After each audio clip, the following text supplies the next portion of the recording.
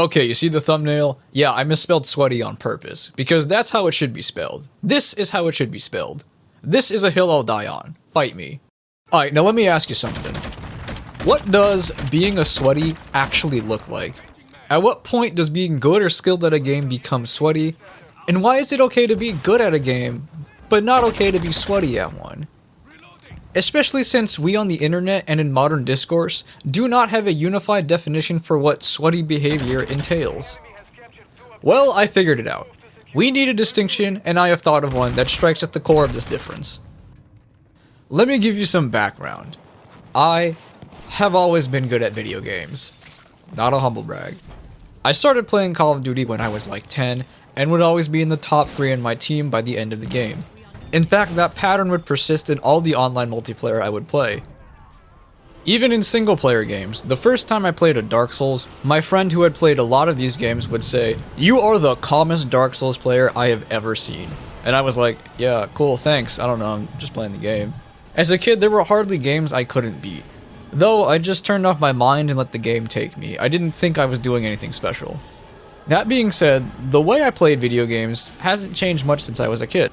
Now, I want you to look at this recent gameplay from Call of Duty Modern Warfare 2. In this session, I was top 3 or the highest performing player in the lobby. But look at this gameplay. It seems pretty normal, right? I'm not saying this because we're talking about me, you can see for yourself. I'm just walking around and I shoot people when I see them. I'm not drop-shotting, I'm not camping, I'm not jumping around corners, I'm not flicking around corners.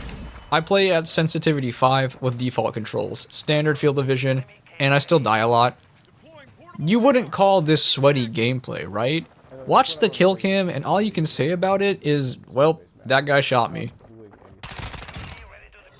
Yet, if I had the amount of points and kills and did do all the scumbag texts I said I don't do, you would say, this guy is sweating his balls off. And therein lies the difference, the behavior. See, I define sweaty behavior as dependent on crutch gameplay assistance or playstyles generally acknowledged by the community to be dirty, unsportsmanlike, and or underhanded. And this definition makes perfect sense with the idea each of us has of sweaties. Sweaty players rely on underhanded crutches or bullshit with the goal of winning the game. They don't care about playing or enjoying the game. They just want the instant gratification and ego inflation that comes with being the top scorer on the winning team. They overly rely on playstyles, items, and behaviors that the rest of the community sees as annoying or exploitative. Look at the kill cams in this gameplay here, and instantly you'll see that this person is playing sweaty. Whereas the gameplay I showed you earlier just seems like normal, or even unremarkable. And the funny thing is, sweaty techs exist to compensate for actual innate skill deficiencies. Their villainy gets me a lot, it does work. However, I still dog on jackasses like this playing like a normal person, because no annoying tech can compensate for a lack of skill. I get the score I get in every shooter game because I have what I consider basic pattern recognition, spatial knowledge, and reflexes. Drop-shotting doesn't work if you always aim around the stomach. They just spoon-feed you a free headshot at that point. And those max sense turbo virgins flicking around corners get shut down pretty easily if you just walk around the corner at a wide angle. Sweaty behavior doesn't have to be extreme or yield favorable results either. The people in Battlefield camping in tanks and artillery trucks on the very edge of the map being useless, those MFs are sweaty. I once played Mortal Kombat 11 with a cousin-in-law who literally sat on one side of the arena spamming Liu Kang's fireball. And I shit you not, he was literally sweating.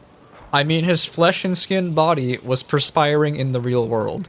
Even if you pick a weapon or character that's commonly established as being unfairly powerful, you're being a little sweaty, even if you suck with it.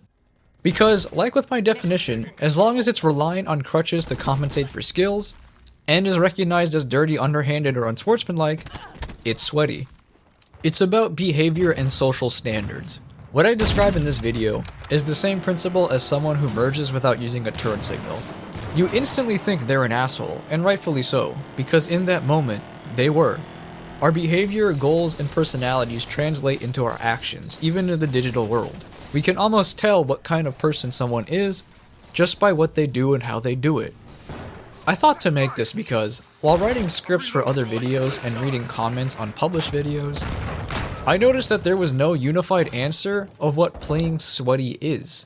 It seems like people just call whatever player that's doing well or has killed them a lot a Swetty. And if that helps you blow off some steam, sure man, whatever.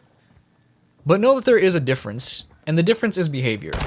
This is important. Play more modern games and watch more of my videos, and you'll see that sweatlord behavior is not just a player thing, but in some cases, encouraged by the game and developer through its design, often for nefarious reasons.